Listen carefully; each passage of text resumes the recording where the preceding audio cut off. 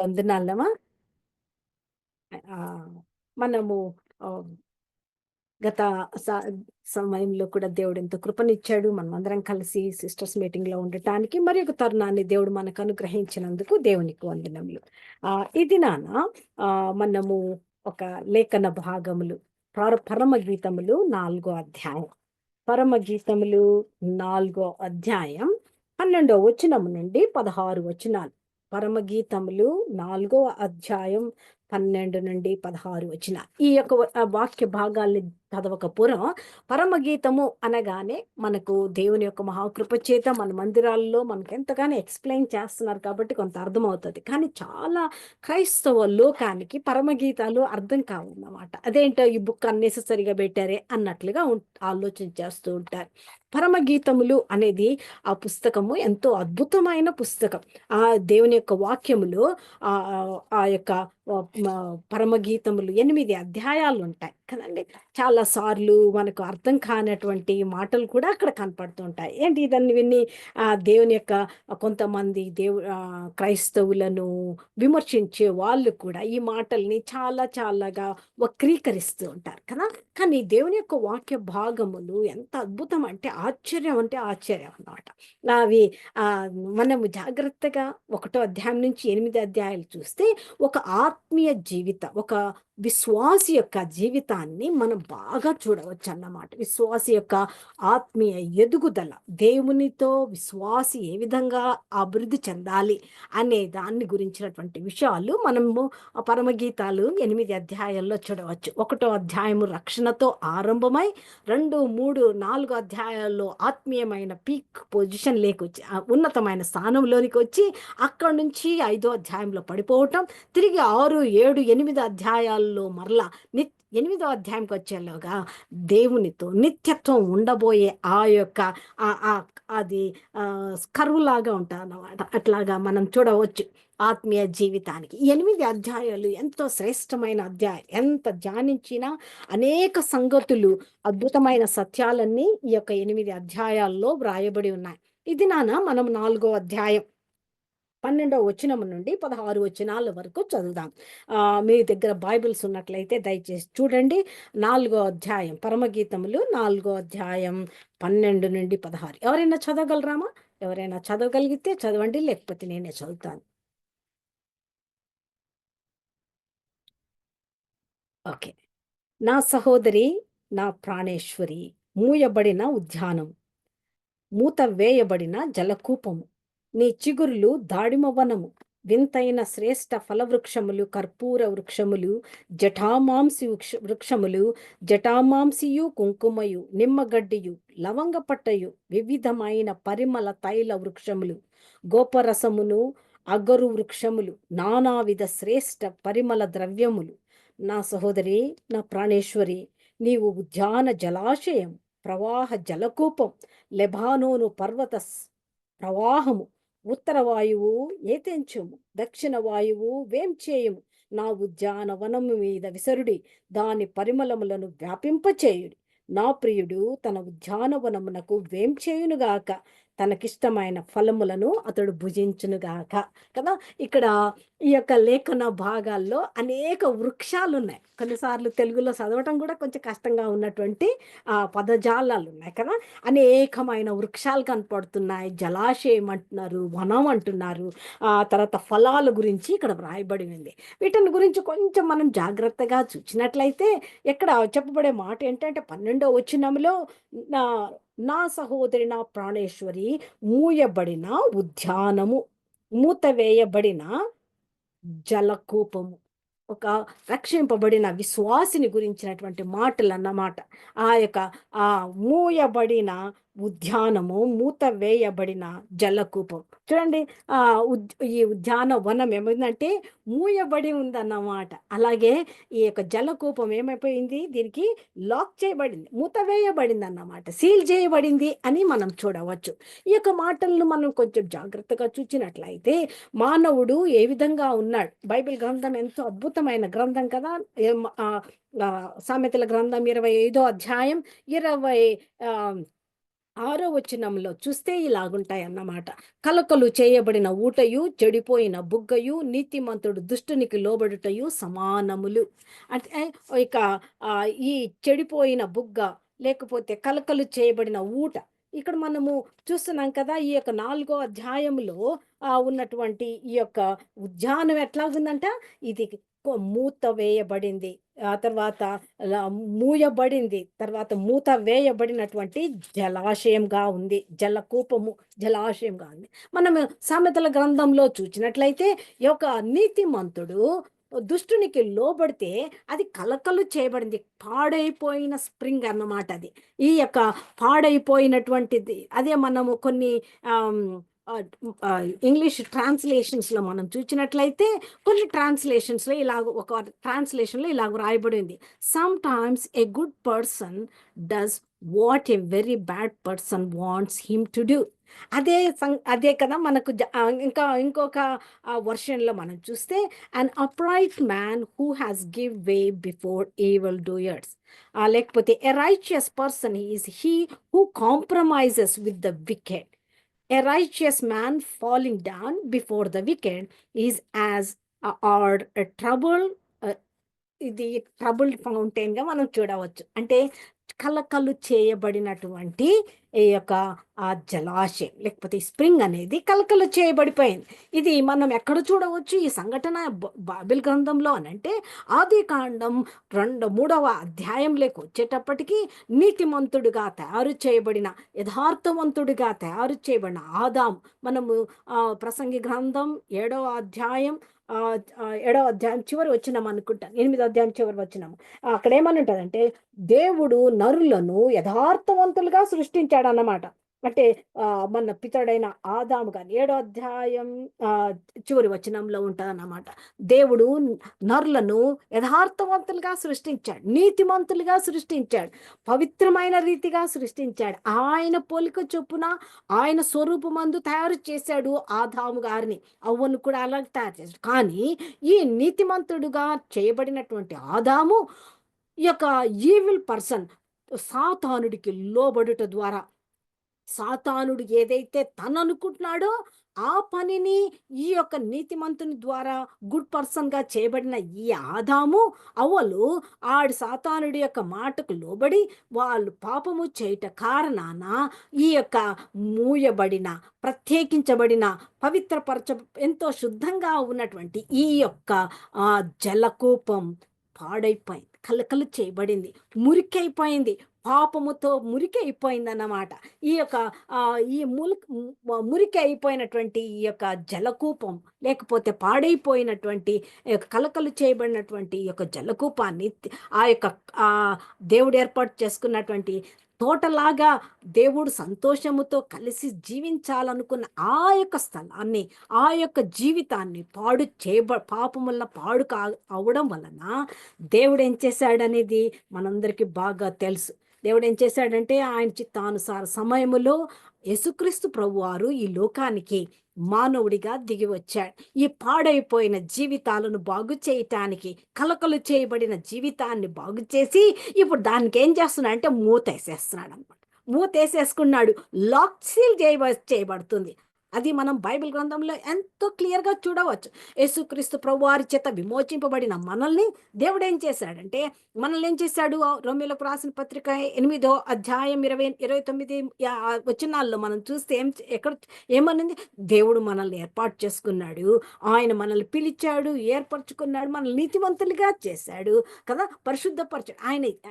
ఆయన మనల్ని ముందుగానే నిర్ణయించుకున్నాడు, ఏర్పాటు చేసుకున్నాడనమాట. అలాగ చేసుకొని ఏం చేశాడంటే, ఆయన ప్రశస్తమైన రక్తము చేత ఎవరైతే విమోచింపబడ్డారో వాళ్ళని పరిశుద్ధాత్మ చేత సీల్ చేశాడు.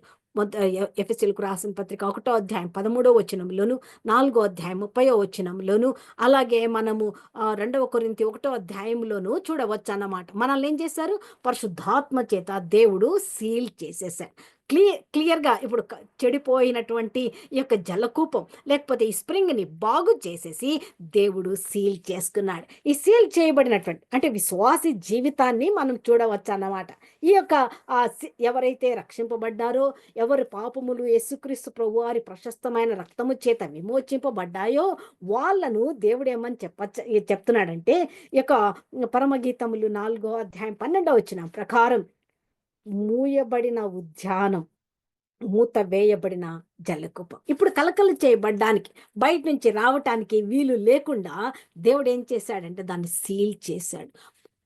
ఆత్మీయంగా యేసుక్రీస్తు ప్రభువారు కలువరి సిలువలో చేసినటువంటి ఆ బల్యర్పణను ఎవరైతే విశ్వసించి తాము పాపము చేసిన వారమని ఆ యొక్క క్లియర్గా అర్థం చేసుకొని యేసు ప్రభు దగ్గరికి వచ్చి తమ పాపములను ఒప్పుకొని ఆయన రక్తము చేత కడుగబడి క్షమించబడిన వారు ఎలాగ కనపడతారంటే దేవుని దృష్టిలో దేవుడు మూయబడిన ఉద్యానముగాను మూత వేయబడిన జలకూపముగా దేవుడు చూస్తూ ఉంటాడు. ఇక్కడ ఇంకా మనము ఆ యొక్క 4వ అధ్యాయం పరమగీతములు అక్కడ చూచినట్లయితే 13వ వచనములో ఇలాగున్నాయి. ఎట్లాగున్నాయంటే అక్కడ చాలా చాలా చాలా వృక్షాలు ఉన్నాయి. ఆ వృక్షాలు ఆ పేర్లు చదువుతుంటేనే ఆ యొక్క స్మెల్ మనకు కొంచెం కనపడుతుందేమో అన్నట్టు అనిపిస్తాయి కదా. ఎట్లాగున్నాయంటే అవి శ్రేష్టమైన ఫలములను ఇస్తున్నాయంట. అనేకమైన వివిధ రకమైన వింతైన శ్రేష్టమైనటువంటి ఫలాలు కదండి. మనం ఇప్పుడు కొన్ని దేశాల్లో కొన్ని ఫ్రూట్స్ కనపడతాయి, ఇంకా కొన్ని దేశాల్లో ఆ ఫ్రూట్స్ కనపడవు కదా. కానీ ఈ యొక్క ఉద్యానములో అనేక ఫలములు, శ్రేష్టమైనటువంటి ఫలాలు ఉన్నాయట. తర్వాత ఇంకా ఏమున్నాయి? కర్పూర వృక్షం ఉంది, జటామాంసి ఉంది, తర్వాత లవంగ పట్ట, కుంకుమ, నిమ్మగడ్డి. ఇవన్నీ మీరు మరలా మీటింగ్ మీకు ఖాళీగా ఉన్న టైంలో గూగుల్ కొట్టి చూడండి. ఎంత అంటే ఫ్రాగ్రెంట్ ట్రీస్ అంటే ఎంతో ఎంతో ఈ రోజుల్లో పర్ఫ్యూమ్స్కి వాడతారు కదా అవన్నమాట. అంటే ఎంత కాస్ట్లీ అన్నమాట. తర్వాత వీటితో తయారు చేయబడిన పర్ఫ్యూమ్స్ లక్షల రూపాయల్లో కూడా ఉండవచ్చు, అలాగా ఉంటాయి అన్నమాట. అంత ఎక్స్పెన్సివ్ ఫ్రాగ్రెన్స్తో ఉన్నటువంటి ఈ యొక్క ట్రీస్ ఇక్కడ ఉన్నాయి. అక్కడ ఏమేమి ఉన్నాయట? కర్పూర వృక్షం, జటామాంసి వృక్షం, తర్వాత కుంకుమ, నిమ్మగడ్డి, లవంగపట్ట, వివిధమైన పరిమళ తైల వృక్షములు, తర్వాత గోపరసము, అగరు వృక్షములు, నానావిధ శ్రేష్ట పరిమళ ద్రవ్యములు. ఎంతో పరిమళాన్ని వెదజల్లే ఈ యొక్క ట్రీస్ అన్నీ కూడా ఈ ఉద్యానంలో ఉన్నాయి. ఎక్కడ ఎంతో ఎంతో అంటే పరిమళం ఉనింటదు. మనం ఇమాజిన్ చేసుకోవడానికి మామూలుగా ఎక్కువగా మిడిల్ ఈస్ట్లో ఉండే వాళ్ళు పర్ఫ్యూమ్స్ వేసుకుంటే వాళ్ళు ఒకవేళ లిఫ్ట్లో నుంచి వెళ్ళిపోయినా లేకపోతే ఆ దారిలో వెళ్ళినా మరలా మనం వెళ్తూ ఉంటే కూడా ఆ స్మెల్ వస్తుంటుంది అన్నమాట. అంత అంత మంచి సువాసనలుగా ఉంటాయన్నమాట పర్ఫ్యూమ్స్. ఈ యొక్క దేవుని యొక్క పిల్లలు అంటే ఈ యొక్క దేవుడి ఏర్పరచుకున్నటువంటి విశ్వాసి యొక్క జీవితములో ఈ పరిమళాలు ఉన్నట్లుగా మనం చూస్తున్నాం. ఇక్కడ పరమగీతాల్లో ఎంతో పరిమళం అంటే ఈ రోజుల్లో పర్ఫ్యూమ్స్ అనేబడేవి ఏవైనా అత్యధికమైన కాస్ట్లీవి ఉన్నాయంటే వాటిల్లో ఈ పేరే ఉంటుంది అన్నమాట. మన జటామాంసి ఇవన్నీ చూస్తే తెలుస్తుంది. తర్వాత ఇవి ఎంతో కాస్ట్లీ పర్ఫ్యూమ్స్ అన్నమాట. అంటే తయారు చేయడానికి ఈ యొక్క ట్రీస్ ఉపయోగపడతాయి. ఇవన్నీ కూడా శ్రేష్టమైన పరిమళ ద్రవ్యాలు కలిగినటువంటి యొక్క ట్రీస్ అన్నీ ఈ ఉద్యానములో ఉన్నాయి. ఇప్పుడు మనము ఇట్లా ఇట్లా చూచినట్లయితే ఒక రక్షింపబడిన విశ్వాసి యొక్క జీవితం పరిమళాలతో నింపబడి ఉంది. ఎలాంటి పరిమళాలు అందులో ఉన్నాయి అనేది మనం ఇప్పుడు కొంతవరకు మనం చూద్దాం. ఈ యొక్క అంటే ఎంతో శ్రేష్టమైనటువంటి స్మెల్స్ అన్నమాట. అద్భుతమైన పరిమళంతో కూడినటువంటి ఆ యొక్క చెట్లన్నీ అక్కడ ఉన్నాయి. మనకు చిన్నప్పుడు మీరు కొన్ని చోట్లకు మనం వెళ్తూ ఉంటే జాజి పూల చెట్టు ఉంది అనుకోండి, అటు వెళ్తున్నాం అనుకోండి, మల్లెపూలు ఒక్కసారి ఆ స్మెల్ వస్తూ ఉంటాయి కదా. అలాగా ఈ యొక్క తోటలో అనేకమైనటువంటి ఫలవృక్షములు, అనేకమైన పరిమళ ద్రవ్యాల్ని వెదజల్లే చెట్లు ఉన్నాయి. ఇప్పుడు అక్కడ నుంచి మనము 16వ వచనంలోనికి వద్దాం. ఇప్పుడు ఈ ఉన్న ఈ తోటలో ఇది ఆ యొక్క పరిమళ ద్రవ్యాలతో ఉన్నటువంటి చెట్లున్నాయి. శ్రేష్టమైన ఫలాలున్నాయి. ఇప్పుడు ఇవన్నిటి గురించి బయటకి ఎవరికి తెలియాలి అనంటే ఇది ఎలాగుంది? దేవుడి కొరకు ప్రత్యేకించబడినటువంటి వ్యక్తి యొక్క జీవితం. ఇప్పుడు బయటికి పోవాలి అనంటే ఏం చేయాలి? ఇప్పుడు చూడండి, మనం పర్ఫ్యూమ్ యేసుకున్నాం అనుకోండి. పర్ఫ్యూము అనేది మనము ఎయిర్‌లో స్ప్రెడ్ అయిపోద్దనమాట. అందరికీ అక్కడ కూర్చున్న వాళ్ళు ఎవరైనా మన మందిరంలోకి కూడా పర్ఫ్యూమ్ యేసుకొని వచ్చినారనుకోండి గ్రూప్ మన ప్రేయర్ మీటింగ్స్‌లకి ఎంతో మంచి స్మెల్ వస్తూనే ఏమనిపిస్తది హృదయంలో? ఆహ్లాదం వస్తది కదా! మంచి మంచి ఫీలింగ్ వస్తది. కొంచెం పీలుస్తామన్నట్లుగా. అంటే ఒక మంచి అట్మాస్ఫియర్‌ని క్రియేట్ చేస్తాయి పరిమళ వాసనలు కదండీ! ఆ! దేవుని యొక్క ఈ పరిమళ వాసన అవి ఎట్లాగా స్ప్రెడ్ అవుతది? త్రూ ద ఎయిర్ కదా! అది లోపల బాటిల్‌లో పెట్టేసి మూతేసి టైట్‌గా పెట్టి షెల్ఫ్‌లో పెట్టామనుకోండి బయటికి స్మెల్ వస్తదా? రాదు కదా! బయటికి తీసినప్పుడు ఆ స్మెల్ అంతా స్ప్రెడ్ అయితది. మనం బైబిల్ గ్రంథంలో కూడా చూడవచ్చు కదా! యోహాను సువార్త 12 అధ్యాయంలో తల్లి అయిన మరియ ఆమె ఏం చేసింది? ఆ అత్తరు బుడ్డి తన దగ్గరే ఉంది. ఇంట్లోనే ఉంది. కానీ ఎన్నో సార్లు యేసుక్రీస్తు ప్రభువారు ఆ ఇంటికొచ్చారు. కానీ ఆమె ఎప్పుడు కూడా అది పగలగొట్టలేదు. బయటికి తేలేదు. ఆ స్మెల్ కనపడలేదు. కానీ ఎప్పుడైతే యేసు ప్రభువారు లాజరును ఆ యొక్క మరణములో నుండి జీవములోనికి తీసుకొని వచ్చినప్పుడు, చనిపోయిన లాజరు తిరిగి బ్రతికింపబడినప్పుడు ఆమేం చేస్తది? ఆ అత్తరు బుడ్డుని పగలగొట్టి యేసుప్రభు వారి పాదాలకు పూసేలోగా ఏమైపోయింది? ఇల్లంతా అత్తరు వాసనతో నిండిందన్నమాట.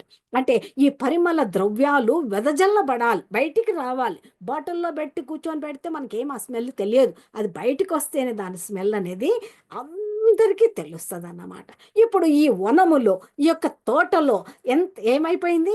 అన్ని ఫలవృక్షాలు, శ్రేష్టమైన ఫలవృక్షాలు, శ్రేష్టమైనటువంటి ఈ యొక్క పరిమళ ద్రవ్యాలతో కూడిన చెట్లున్నాయి. ఇప్పుడు మరి వీటి బయటికి రావాలి. ఇవి రావాలి అనంటే ఇప్పుడు 16వ వచనం చెప్పబడుతుంది.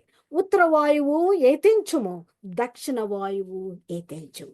ఇప్పుడొచ్చి మీరేం చేయాలి? ఉద్యానం మీద విసరండి. ఎలాగ గాలి వచ్చేస్తే ఏమైపోతదో తెలుసా? ఆ వాసనలు వెదజల్లబడతాయి. ఎంతవరకు వెదజల్లబడతాయి?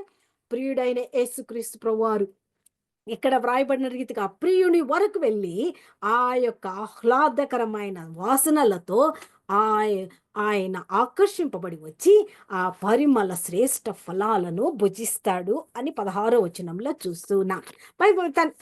ప్రియమైన సహోదరులారా, మనకి ఈ దినాల్లో మన జీవితాలు క్రైస్తవ జీవితం యేసుక్రీస్తు ప్రభువును యేసుక్రీస్తు ప్రభునందు విశ్వాసం ఉంచిన విశ్వాసి జీవితములో కూడా దేవుడు ఇదే విధంగా ఆశిస్తూ ఉంటున్నాడు. మన జీవితాలు కూడా యేసు ప్రభువు చేత యేసు ప్రభు వారి రక్తం చేత విమోచింపబడి పరిశుద్ధాత్మ దేవుని చేత సీల్ చేయబడిన మనం మనలో నుండి కూడా ఈ పరిమళ ద్రవ్యములు పరిమళ వాసనలు వెదజల్లబడాలి అని ప్రభువు కోరుకుంటూ ఉన్నాడు. ఈ యొక్క వెదజల్లబడినప్పుడు ఏమవుతదంటే దేవుడు వాటిని ఆఘ్రానిస్తాడు. దేవుడు సంతోషిస్తాడు. At the same time everyone చుట్టూ ఉన్న వాళ్ళందరికీ కూడా ఆ వాసనలు వెదజల్లబడతాయి. మనమందరం పర్ఫ్యూమ్ షాప్‌కెళ్దామా అనంటే అలాంటి పర్ఫ్యూమ్స్ కాదు. అవి కొంచెం సేపే ఉంటాయి. తాత్కాలికమైనవి. కొన్నిసార్లు బట్టలకేసుకుంటాయి. వాష్ చేస్తూనే పోతాయి. కానీ యేసుక్రీస్తు ప్రభువునందు విశ్వాసం ఉంచిన విశ్వాసి జీవితంలో వచ్చే పరిమళాలు ఎలాగుంటాయంటే నిత్యత్వం వరకుంటాయి. దేవుని దగ్గరికి వెదజల్లబడతాయన్నమాట. లైక్ పరిమళాలు ఎలాగా మరి ఏం రావాలి? ఈ పరిమళం లోపల ఉంటేనే కాదు.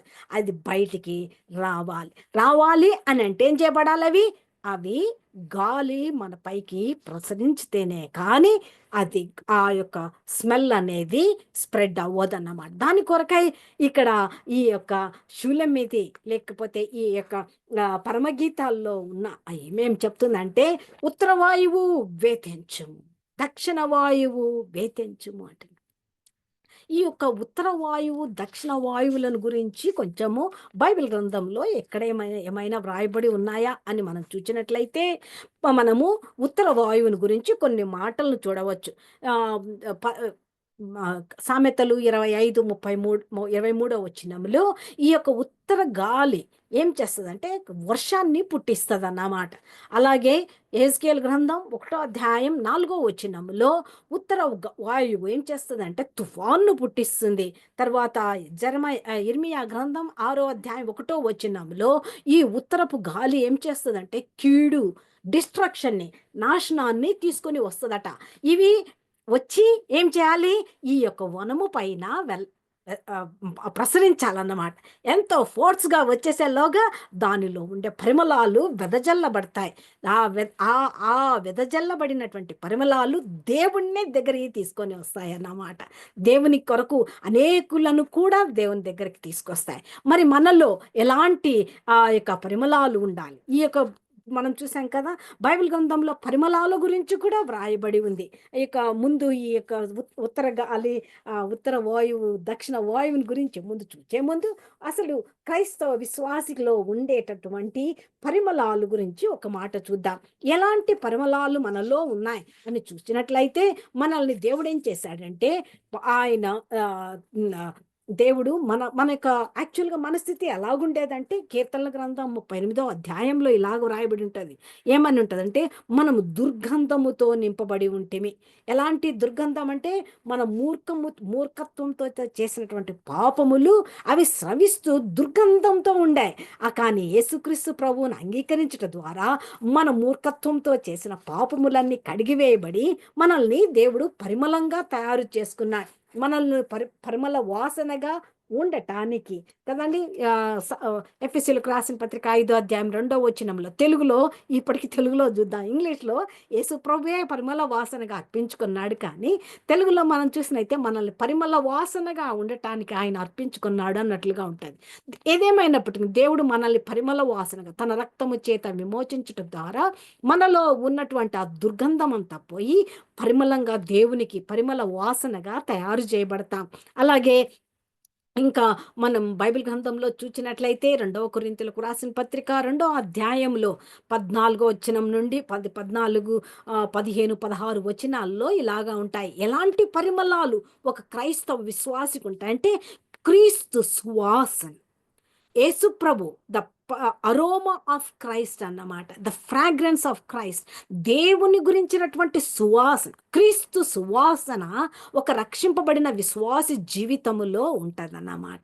అలాగే క్రీస్తుని గురించిన జ్ఞానము వంటి సువాసన 15వ వచనంలో మనం చూస్తాం. అలాగే మనం ఎట్లాగుంటామంటే జీవపు వాసనగా ఉంటాం. చచ్చిపోయిన ఆ పాపముల చేత, అతిక్రమముల చేత చనిపోయిన మనం దేవునిలో బ్రతికాం. ఎఫెసీయులకు రాసిన పత్రిక 2 అధ్యాయం 1 వచనం ప్రకారం అలాగా మనల్ని జీవంలోనికి వచ్చిన మనం మరణములో నుండి జీవములోనికి, యోహాను సువార్త 5 అధ్యాయం 24 వచనంలో వ్రాయబడి ఉంటుంది. జీవములోనికి దాటింపబడిన మనం మనలో నుండి జీవపు వాసన, ద స్మెల్ ఆఫ్ లైఫ్ అన్నమాట, జీవముతో కూడిన వాసన, తర్వాత క్రీస్తుని గురించిన సువాసనలు ఇవి, పరిమళ వాసన. అలాగే క్రీస్తు ప్రభుని గురించిన జ్ఞానం, ఎంతగా యేసు ప్రభుని గురించి తెలుసుకుంటూ ఉంటామో అంతగా మన జీవితాలలో క్రీస్తు సువాసనతో నింపబడి ఉంటాం. తర్వాత ఇంకా మనం బైబిల్ గ్రంథంలో చూస్తే, యెషయా గ్రంథం 11 అధ్యాయం 3 వచనంలో చూస్తే, దేవుని యొక్క భయము అతనికి సువాసనగా ఉంది. అక్కడ యేసుక్రీస్తు ప్రభు వారిని గురించి వ్రాయబడి ఉంటుంది. కానీ మనకు కూడా దేవుని భయం మనం కలిగి ఉన్నప్పుడు మనకు సువాసన ఉంటుంది. ఇది దేవుని భయం మనం కలిగి ఉన్నంత మనలో నుండి సువాసన వెదజల్లబడుతుంది అన్నమాట. అలాగే ప్రార్థనా జీవితం అనేది కూడా సువాసన, పరిమళ వాసన. అందుకే దావీదు మహారాజు కీర్తనలు 141వ కీర్తన 2వ వచనంలో ఇలా చెప్తాడు, నా ప్రార్థన సాయంకాల నైవేద్యం వలె మీ సన్నిధికి వచ్చును గాక అంటాడు. అంటే అది ఎంతో శ్రేష్టమైన అరోమా దేవుని దగ్గరికి. ప్రార్థన జీవితం ఒక శ్రేష్టమైన పరిమళాన్ని వెదజల్లుతుంది అన్నమాట. అలాగే మనం మన యొక్క జీవితాలను అర్పించుకొనుట ద్వారా దేవుడేమన్నా యేసు ప్రభు అపోస్తలుడైన పౌలు రోమిలకు రాసిన పత్రిక 12 అధ్యాయం 1, 2 వచనాలు మనందరికీ కంఠస్థంగా వచ్చిన మాటలు కదండి. మనం ఏం చేయాలా? మన మన యొక్క ప్రాణాత్మ ఆయనకు సజీవ యాగంగా సమర్పించుకుంటా అనేది అర్పణ. ఆ అర్పణలో నుంచి వచ్చే సువాసన. ఈ సువాసనలు ఒక విశ్వాసి జీవితములో కలిగి ఉండాలన్నమాట. ఒక రక్షింపబడిన యొక్క విశ్వాసి యొక్క జీవితములో ఆయన క్రీస్తు ప్రభుని గురించిన సువాసన, క్రీస్తు ప్రభువే కలిగి ఉండడం వలన వచ్చే సువాసన, తరువాత ఆ యొక్క జీవముతో కూడిన సువాసన, దేవుని భయము, దేవుని సన్నిధిలో ప్రార్థించుట, దేవుని సన్నిధిలో ఆరాధించుట, దేవునికి అర్పించుకొనుట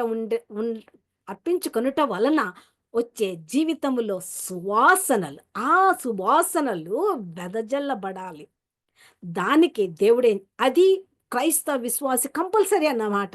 నాకు నేను పరిశుద్ధపరచబడ్డాను, నాలో ఉన్న దుర్గంధం పోయింది, నేను బాటిల్ టైట్ చేసి పెట్టిన పర్ఫ్యూమ్ మాదిరే ఉంటానంటే నో యూస్. కొన్ని రోజులు పోయిన తర్వాత ఎక్స్పైర్ అయిపోతే పక్కన పడేయాల్సి వస్తుంది. కానీ ఎవరి జీవితాలలో పర్ఫ్యూమ్ను దేవుడు నింపినటువంటి ఈ యొక్క పర్ఫ్యూమ్, ఆ యొక్క ఎంతో ఆహ్లాదకరంగా ఉండే ఈ పర్ఫ్యూము వెదజల్లబడాలని దేవుడు కోరుకుంటున్నాడు.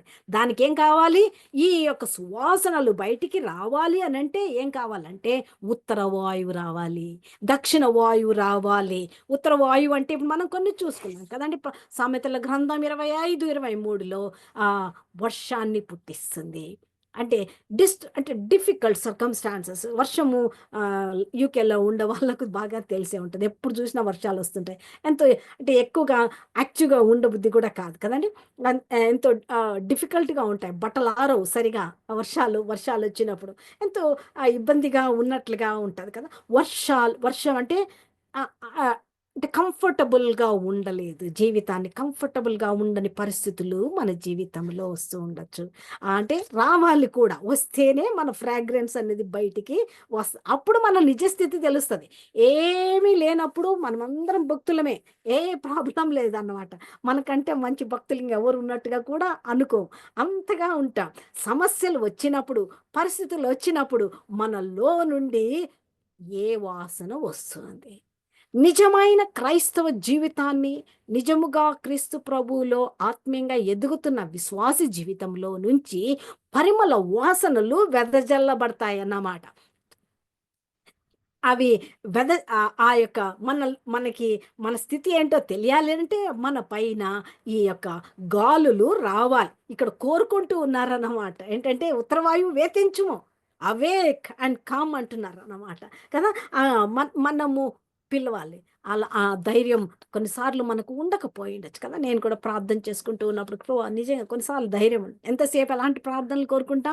ఈ రోజుల్లో ప్రజలందరికీ కూడా ఇలాంటి ప్రార్థనలు చాలా ఇష్టం. ప్రభా దీవించుము, ఆశీర్వదించుము, మంచి ఆరోగ్యం ఇమ్ము, హయ్యర్ స్టడీస్కి వెళ్ళిపోవాలి, మంచి అంతే కంప్లీట్ హీలింగ్ ఉండాలి, కంప్లీట్గా బ్లెస్సింగ్స్ ఉండాలి, కంప్లీట్ బ్లెస్సింగ్స్. అవే చాలా మందికి ఇష్టం. ఎవరికైనా మనం ప్రార్థన చేసేటప్పుడు కూడా అలా ప్రార్థన చేస్తేనే ఇష్టం. ఎంతసేపు వాళ్ళని కరెక్షన్ కొరకు ప్రార్థన చేస్తే ఇష్టపడరు. ఎంతసేపు వాళ్ళని మంచిదే, దీవించమని చెప్పడం మంచిదే. కానీ దీవెనలు వాటన్నిటికంటే మనలో నుండి సువాసనలు రావాలి అని అంటే ఉత్తర వాయువు మన పైన వీచాలి, అది ప్రసరించాలి. మనకు డిస్కంఫర్ట్గా ఉండేటటువంటి పరిస్థితులు, అనానుకూల పరిస్థితులు. తర్వాత హెజ్కేల్ గ్రంథం 4వ వచనంలో తుఫానులు, అనుకునని రీతిగా అలజడులు, ఎన్నో కష్టాలు, ఎన్నో బాధలు కొన్నిసార్లు కదా క్రైస్తవ జీవితంలో. కొంతమంది అంటారు రక్షింపబడిన దేవుని నమ్ముకున్నారు, దేవుని నమ్ముకుంటేనే కష్టాలు వస్తాయి అని అంటారు కదండి. దేవుని నమ్ముకున్నాక కష్టాలు నిజంగానే వస్తాయి. ఎందుకనంటే ఈ లోకం మంది కాదు. నేను గతంలో ఒకసారి అర్మేనియా దేశానికి వెళ్ళినప్పుడు అక్కడ అజర్బైజాన్ ద్వారా అర్మేనియా దేశం పైన అటాక్ అయిన తర్వాత అక్కడ నుంచి రెఫ్యూజీస్ ఉన్నారు. వాళ్ళకి ఒక సెషన్ తీసుకోవటానికి వెళ్ళడానికి దేవుడు కృపనిచ్చాడు. అక్కడికెళ్ళినప్పుడు వాళ్ళేసే ప్రశ్నలు ఇవే. మేమెంతో నమ్మకంగా ఉన్నాం. ఉన్న పాటున వాళ్ళొచ్చి పడి ఇంట్లో నుంచి ఎళ్ళిపోండి అనన్నారు. కొన్ని గంటలు కొన్ని అవర్స్ ఇచ్చారు. లెస్ థాన్ 4 అవర్స్ అనుకుంటాను. 1 అవర్ గుర్తులేదు గానీ, ఆ తక్కువ టైంలో ఆఫీసుల్లో ఉండేవాళ్ళు, ఆఫీసుల్లో భార్యలు, ఇండ్లల్లో ఉండేవాళ్ళు, ఇండ్లల్లో వెహికల్స్‌లో ఉన్నవాళ్ళు అట్లా పరిగెట్టుకుంటూ వచ్చేసాం. భర్తలెక్కడున్నారో తెలుసుకోవడానికి ఎంతో టైం పట్టింది. పిల్లలెక్కడున్నారో తెలుసుకోవటానికి టైం పట్టింది. అంటే ఎంతో డిఫికల్ట్ సిట్యుయేషన్. దేవుడెందుకిచ్చాడు ఇవన్నీ? వాళ్ళ ప్రశ్నలనమాట. ఎందుకింత ఉన్నట్లుండి మాకు ఇంత దుఃఖాన్ని కలుగచేశాడు? అర్థం కాని పరిస్థితులెందుకొచ్చాయి? మన జీవితాల్లో కూడా ప్రియమైన సహోదరులారా, అలాంటి పరిస్థితులు మనలో వచ్చి ఉండవచ్చు. లేకపోతే అలాగా అనుకునే వారిని మనము చూచి ఉండవచ్చు. అలాంటి వారి పరిస్థితులు హ్మ్. వారు మనతో షేర్ కూడా చేసుకొనుండొచ్చు. పరిస్థితులు ఉన్నట్లుండి తుఫానొచ్చేసి, ఉన్నట్లుండి అల్లజడులు, ఉన్నట్లుండి డిస్కంఫర్టబుల్ అంటే వినకూడని విషయాలు, చూడకూడని విషయాలు, లేకపోతే ఎంతో ఇబ్బందిని కలిగించే పరిస్థితులు మన జీవితాల్లో వచ్చి ఉండొచ్చు కదా! అవి రావాలి అని బైబిల్ గ్రంథం చెప్తుంది. అవి వస్తేనే మనలో ఉండే పరిమళం బయటికి రాదు. మనం అది వద్దు ప్రభువా, నాకదేం వద్దు ప్రభువా అని అన్నామనుకోండి. అలాగ అంటే మరి ఎట్లా పరిమళం వాసన బయటకొచ్చేది? సో, మనలో నుండి ఆ పరిమళం బయటికి రావాలి అనంటే మనం అడగాలి. ఉత్తరవాయువు వేతించుము, నా పైన విసురు. నాలో నుండి క్రీస్తు సువాసన, క్రీస్తు జ్ఞానమును గురించిన సువాసన, ప్రార్థనా జీవితం, క్రీస్తు ప్రభు కొరకైన ఫలములతో కూడిన జీవితం. దేవుని యొక్క దేవుని ఫలాల గురించి చూస్తే ఇంకా అదొక పెద్ద మెసేజ్ అది కదా! ఎన్నో ఫలములు మనల్లో నుండి ఆ స్మెల్ అంతా, ఆ ఫ్రాగ్రెన్స్ అంతా బయటికి రావాలి. అంటే మనకు కష్టాలు, బాధలు, ఇబ్బందులు, అనారోగ్య పరిస్థితులు, లేకపోతే శ్రమలు అనేది అవసరం. ఒక క్రైస్తవ జీవితానికి అవి అవసరం. ఎందుకు తెలుసా? బ్యూటిఫుల్ అరోమా బయటికి రావటానికి. ఎంతో మందిని ఆహ్లాదపరిచే అరోమా, లేకపోతే ఆ ఫ్రాగ్రెన్స్ దేవుని దగ్గరికెళ్ళి దేవుడినే తీసుకొచ్చేటట్లుగా ఉండేవి. అందుకే శ్రమలో ఉన్న వారికి దేవుడు ఎలాగుంటాడట? ఆసన్నుడు. హృదయం బ్రేక్ అయిపోయిన వాళ్ళకి దేవుడు ఎక్కడుంటాడు? దగ్గరలోనే ఉంటాడు. దేవుడు దగ్గరగా ఉంటాడు. ఎంతో సమీపంగా ఉంటాడు కదా! అంటే ఆ యొక్క ఉత్తర వాయువు ఏతేంచును శ్రమ. అలాగే మనము ఇర్మియా గ్రంథం 6వ అధ్యాయం 1వ వచనంలో చూస్తే కీడు వస్తుంది. ఉత్తర దిక్కు నుండి కీడు. ఉత్తర దిక్కు నుంచి డిస్ట్రక్షన్ అనేది. దానికి మూల అర్థం కొరకు మనం పోయి చూచినట్లయితే ఆ డిస్ట్రక్షన్ అనే మాటకి ఏమని వ్రాయబడి ఉంటదంటే ఏమని ఉంటదంటే breaking, fracture, shattering, crashing, affliction, bruise, hurt, vexation కదా! ఇవన్నీ అంటే ఎన్ని చూడండి అట్లాంటి పరిస్థితుల్లో. అది డిస్ట్రక్షన్. ఈవిల్ కీడొస్తుంది. బాధలు కలిగించేదిగా వస్తుంది. మనకవన్నీ చూచినప్పుడు గుండె దడ కొట్టొచ్చు. కానీ దేని కొరకొస్తున్నాయి అవన్నీ? పరిమళం వెదజల్లబడడానికి. మనలో పరిమళాలున్నాయా మొదట మనం చూసుకోవాలి. నాలో క్రీస్తు ప్రభువుని గురించిన క్రీస్తు ప్రభువే నాలో సువాసనగా ఉన్నాడా? క్రీస్తు ప్రభువుని గురించిన జ్ఞానం నాకుందా? ఎంతవరకుంది క్రీస్తు ప్రభువుని గురించిన జ్ఞానం? నేనెంతగా దేవుణ్ణి తెలుసుకున్నాను. ప్రభువు నాతో ఉన్నాడు. నాతో నన్ను నడిపిస్తాడు. ఆయన కంట్రోల్‌లో ఉన్నాయి అనే ధైర్యం. భయము వచ్చినప్పుడు, ఆ యొక్క సంఘటనలొచ్చినప్పుడు, కొన్నిసార్లు ఎటు తోచని పరిస్థితుల్లో ఉన్నప్పుడు, మనలో నుండొచ్చే సువాసన ఏందో తెలుసా? దేవుడిచ్చిన వాగ్దానం. ప్రభువు నాతో ఉన్నాడు. నేను భయపడను. నా దేవుడు నాతో ఉన్నాడు. ఆయన మాట తప్పని దేవుడు. ఆయన నాకు చెప్పాడు భయపడొద్దన్నాడు. ఆయన నాతో ఉన్నాడు. ఇప్పుడేమైపోతుంది ఫ్రాగ్రెన్స్ బయటికి? ప్రభువు యొక్క వాగ్దానం, ప్రభువు యొక్క గొప్పతనం, ప్రభువు యొక్క మంచితనం, ప్రభువు యొక్క గుణలక్షణాలు బయటికి మనలో నుండి వస్తాయి. అప్పుడేమైపోతదంటే అది అరోమాగా, ఎంతో స్వీట్ స్మెల్లింగ్ అరోమాగా దేవుని దగ్గరికెళ్ళిపోతదండి. ప్రియమైన సహోదరులారా, ఉత్తర దిక్కు నుండి వచ్చే శ్రమలు మీ జీవితాల్లో ఏవైనా ఉంటున్నాయా? మన జీవితాలను చూసుకోవాలి. మన జీవితాల్లో ఎక్కడైనా ఉన్నాయా? కొన్నిసార్లు అర్థం కాదు ప్రభా, ఎంత కాలం చేయాలి ప్రభా ప్రార్థన? ఎంత కాలం చేయాలి? మీరు కొన్నిసార్లు మీరు వింటున్నారా ప్రభా? మీరు అడిగారా లేదా అట్లాంటి ప్రశ్నలు కదా! మీరు ప్రభు వింటూ ఉన్నారు అసలు? నా ప్రార్థన మీ దగ్గరకు వస్తుందా? అనే ప్రశ్నలు. ఉత్తర దిక్కు నుండి వచ్చేటటువంటి ఈ యొక్క వాయువులు, డిస్కంఫర్ట్, తుఫాను లాంటి పరిస్థితులు, దిక్కుతోచని పరిస్థితులు, తర్వాత బాధని కలిగించే గుండె పగిలిపోయేంత బాధ కొన్నిసార్లు కదా! కొన్నిసార్లు గుండె జారిపోవునట్లు మండిపడుతూ శత్రువు రేఖ అని ఒక పాట ఉంటదనమాట. దేవ నిన్ను విడువననే దాంట్లో. నిజంగానే సాతానుడు గున్ వాడు ఎట్లాగంటే గుండె జారిపోయే పరిస్థితులు తీసుకొస్తుంటాడు. అలాంటి సమయాల్లో ప్రభువే మన దిక్కు. ప్రభువే నాకు సహాయం అనే ధైర్యంగా ఉంటున్నామా? యేసు ప్రభు నమ్ముకున్నందుకు ఈ కష్టాలన్నీ వస్తున్నాయి అన్నెసెసరీగా అని అంటున్నామా? ఎలా ఉంది మన జీవితం? మన జీవితాల్లో నుంచి పరిమళాలు వెదజల్లబడాలని దేవుడు కోరుకుంటున్నాడు. దక్షిణ వాయువు రా అని పిలుస్తున్నాడు. వేం చేయండి. నా ఉద్యానం పైన, నా జీవితం పైన విసరండి అని చెప్పబడుతూ ఉంది. కదా! అంటే మనం సౌత్ విండ్ గురించి కొంచెం చూద్దాం. బైబిల్ గ్రంథంలో కొన్ని విషయాలను గురించి ఆహ్, ఆహ్, ఆహ్, యోబు గ్రంథం 37 అధ్యాయం 17 వచనంలో ఇలాగ వ్రాయబడి ఉంటది. వేడిగాలి అంటే ఉబ్బబెట్టినట్లు అంటే ఆహ్, క్లోత్స్ అన్నీ వేడి. ఎక్కువ వేడన్నమాట.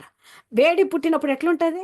మిడిల్ ఈస్ట్‌లో ఉండే వాళ్ళకి బాగా తెలుసు. ఆ వేడికి ఎట్లుంటదంటే కొన్నిసార్లు విజయవాడ ప్రాంతాల్లో ఉండే వాళ్ళకి గూడా బాగా తెలుసు. చెమట దిక్కు తోచనట్లుగా ఉంటదన్నమాట. వేడికి తట్టుకోలేనట్లుగా ఉంటది. కడుపులో ఆరాటం గూడా లేస్తది కదా! వేడి ఉబ్బపెట్టడం అంటే దిక్కు తోచకుండా ఇంకా అంటే తట్టుకోలేకపోతున్నామన్నట్లుగా ఉంటది.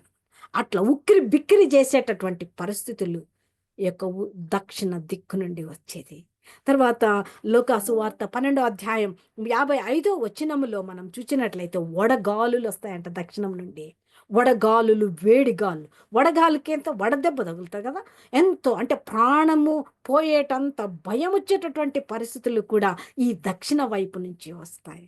అంటే ఎంతో అట్లాగని దక్షిణము, ఉత్తరం అని పెట్టుకోకండి. బైబిల్ గ్రంథంలో ఈ యొక్క మాటల గురించి కొంతమందికి అంటే ఈ ఈ మాటల్ని లిటరల్‌గా తీసుకొని ఏవేవో పెట్టుకుంటూ ఉంటారు కదా! అటు దక్షిణం వైపు అంటే పరిస్థితులు ఎలాంటివి? వడగాలులు, ప్రాణం పోయేటంత కష్టం వచ్చినటువంటి పరిస్థితులు, అనారోగ్య పరిస్థితులు, మరణ పడకపైకి వెళ్ళేటటువంటి పరిస్థితులు. అలాంటి పరిస్థితులొచ్చినప్పుడు ఏం రావాలి మనలో నుండి? ఫ్రాగ్రెన్స్ బయటికి రావాలి. ప్రభువును స్తుతించుట, ప్రభువును ఆరాధించుట, ప్రభువులో మనము అభివృద్ధి చెందటం వలన, దేవునిని స్తుతించటం వలన మనలో నుంచి ఫ్రాగ్రెన్స్, స్వీట్ స్మెల్లింగ్ అరోమా, ఆ పరిమళ వాసనలు వెదజల్లబడతాయి. అవి కావాలని ఇక్కడ ఈ యొక్క పరమగీతములు 4 అధ్యాయంలో చెప్తున్నారు. దక్షిణ వాయువు వేంచేయండి. ఏం చేయాలి? వడగాలులు కొట్టండి. చిన నాలో ఉన్న సువాసన వెదజల్లబడతది. ఎంతవరకెళ్తదో తెలుసా నా సువాసన? వెదజల్లబడాలని దేవుడు కోరుకున్నాడంటే దేవుని దగ్గరికెళ్ళాలి ఆ వాసన. అలాగా వెళ్ళి ఏం చేయాలి? అట్లాగా దేవుడే వస్తాడన్నమాట. ఆ వాసన చూసుకొని సువాసనతో నడిపింపబడతాడు. అంటే దేవుడు మనల్ని వదిలిపెట్టాడు. మనం అనాథలుగా ఆయన మనల్ని చేయలేదు. ఆయన మనతో ఉంటాడు అనేది మనం అక్షరాల సత్యం మనం నమ్మాలి కూడా. తర్వాత యెషయా గ్రంథం 21 అధ్యాయం 1 వచనంలో చూచినట్లయితే సుడిగాలి. సుడిగాలి అంటే తెలుసు కదండీ! టొర్నడోస్ అంటారు కొన్నిసార్లు. సుడిగాలులు. మన ఊర్లలో చిన్నగా చూస్తూ ఉంటాం ఇండియాలో. కానీ మా ఈ యొక్క బయట దేశాల్లో టోర్నడోస్ అనేసి వచ్చి ఊర్లు ఊడ్చుకొని పోతుంటాయి కదా! కదా! అట్లాంటి సుడిగాలులు, నష్టాలు, బాధలు ఉన్నవన్నీ అన్నీ సంపాదించుకున్నవన్నీ గూడా పోయుంటాయి. ఉద్యోగాలు పోతాయి, ఆరోగ్యం పోతది, ప్రాబ్లమ్స్ ఇలాంటి పరిస్థితులు కూడా మనలో నుంచి ఏం రావాలి? ప్రభువుని నమ్ముకుంటే, యేసు ప్రభువుని నమ్ముకుంటే అన్ని కష్టాలొచ్చినాయి. నమ్మకంగా సేవ చేస్తూ ఉంటే కష్టాలొచ్చినాయి కదండీ! నమ్మకంగా ఉంటే నిందలొస్తాయి. ఎన్నో బాధలంటారు. ఇతరులు మనల్ని అంటారు. ఎంతో కష్టపడి పెట్టుకున్నటువంటి సాక్ష్యం అంతటిని తీసి పడేస్తారు. ఎన్నో వస్తాయి కదా! సుడిగాలుల్లాగా వస్తాయి. అలాగొచ్చినప్పుడు మనలో నుండి ఏ వాసన బయటికొస్తుంది. మనలో నిజముగా సువాసన ఉంటే సువాసనలు వెదజల్లబడతాయి. మనలో సనుగులు, గొనుగులు, దుఃఖము, వేదన, కృంగిపోవటం, దేవుడి దగ్గర ప్రార్థన చాలా సార్లు క్రైస్తవ లోకంలో ప్రత్యేకంగా ఏదైనా సమస్య వస్తే మొట్టమొదట కోపపడేది, అలిగేది ఎవరి మీద అంటే దేవుని పైన. మేము మందిరానికి రాం, చర్చికి రాం, లేకపోతే వాళ్ళు ఇట్లా అన్నారు మేము చర్చికి రాం కదా, ఎవరి మీద అలుగుతున్నారు? వెంటనే దేవునిపై. ఎలా ఉంది మన యొక్క జీవితం? మన జీవితంలో సువాసనలు వెదజల్లబడుతూ ఉన్నాయా? దీనికి చాలా ధైర్యం కావాలి కదా. ఈ మాటలు నేను ధ్యానిస్తూ ఉన్నప్పుడు, ఎప్పుడు ధ్యానించినా కూడా ధైర్యం ఉందా నాకు? ఉత్తర వాయువు చేయండి, దక్షిణ వాయువు చేయండి. నా జీవితం ద్వారా నా ప్రభువు మహింపరచబడాలి. నా జీవితంలో నుంచి ఈ యొక్క స్వీట్ స్మెల్లింగ్ అరోమా నా ప్రభువు దగ్గరికి వెళ్ళాలి అనే ధైర్యంతో మనం ఉందా అని నేను ప్రశ్నించుకుంటూ వచ్చానన్నమాట. గతంలో నా జీవితంలో వచ్చినటువంటి సమస్యల్లో కానీ, అలాంటి పరిస్థితులు ఎక్కువ అంటే మనకు శక్తికి మించి దేవుడు మనల్ని ఎప్పుడూ కూడా అనుమతించడు. ఎలాంటి పరిస్థితులున్నా ప్రభువులో ఎలాగుంది, మనలో నుండి వచ్చే సువాసనలు ప్రార్థించుటలో కానీ, ఆరాధించుట కానీ, సమర్పించుకోవటం కానీ, దేవుని గురించి తెలుసుకోవటంలో కానీ, దేవుని గురించినటువంటి జ్ఞానంలో ఎదగటంలో కానీ మనలో సువాసనలు అభివృద్ధి చెందుతున్నాయా? అవి అభివృద్ధి చెందాలి, ఈ గాలులు రావాలి. దెన్ ఫ్రాగ్రెన్స్ అనేది వెదజల్లబడుతుంది. చూచే వాళ్ళు కొన్నిసార్లు అర్థం కాదు. ఈమె ఇంత బాగా ప్రార్థన చేసుకుంటది, అక్క అంత బాగుంటది. మరి మనకు ఎస్పెషల్లీ దేవుని నమ్ముకొని ఈ విశ్వాస గుంపుల్లో ఎవరికైనా కష్టాలు వస్తే ఇమ్మీడియట్‌గా అనేది ఏందంటే వాళ్ళు ఏదో పాపం చేశారు. వాళ్ళ పైకి వచ్చే గాలులు దేవుడు తీసుకొస్తున్నాడు వాళ్ళల్లో ఉండే అరోమా బయటికి రావటానికి. కొన్నిసార్లు మనల్ని కరెక్ట్ చేయటానికి కూడా దేవుడు శ్రమలు తీసుకొస్తాడు. కానీ ఆ టైంలో కూడా ప్రభువా నా జీవితాన్ని నేను పరీక్షించుకుంటున్నాను అనేటప్పుడు దేవుని యొక్క ఆ క్రీస్తు ప్రభువారి జ్ఞానం, ఆ సువాసన కూడా వెదజల్లబడుతుంది.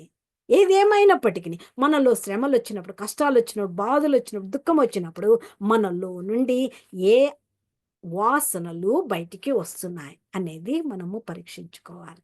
చూచుకుంటూ రావాలి. శ్రమ వస్తూనే కృంగిపోవడం కాదు, దుఃఖం వస్తూనే పడిపోవడం కాదు కదా. మన బైబిల్ గ్రంథంలో చాలా మంది తల్లులు ఉన్నారు. వాళ్ళని గురించి కొంచెం కొన్ని మాటలు చెప్తాను.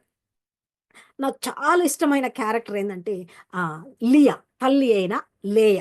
తల్లి అయిన లేయ జీవితం అద్భుతమైన జీవితం. ఆమెను పరలోకానికి పోయినప్పుడు నేను ఆమెను వెంటనే చూడాలన్నట్టుగా ఉంటదనమాట. ఎందుకంటే ఆ తల్లి ప్రార్థనలు, ఆ తల్లి జీవితము యేసు దేవుడికి ఎంత ఇష్టమైందో తెలియదు కానీ పరలోకంలో ఏం చేసేసాడంటే ఆమె కడుపులో నుంచి వచ్చిన 6 పేర్లు ఆ యొక్క బేస్‌లోనే ఆ డోర్‌లలో నుంచే మనం వెళ్తాం అనుకుంటాను కదా. 6 మంది కొడుకుల పేర్లు అక్కడ పరలోక పట్టణం యొక్క డోర్స్‌కి పెట్టేసినాడు దేవుడు కదా. ఎంత గొప్ప తల్లి అంటే ఆమె యొక్క కడుపులో నుండే యేసుక్రీస్తు ప్రభువారు ఆమె గర్భమును ఎంచుకున్నాడన్నమాట. ఆమె దగ్గర నుంచి యేసు ప్రభువారు యూదా గోత్రంలో నుండి బయటికి వచ్చారు. తిరిగి కూడా ఆ పదం ఆమె పెట్టింది. యూదా అనే పేరు పెట్టింది ఎవరు? లేయా.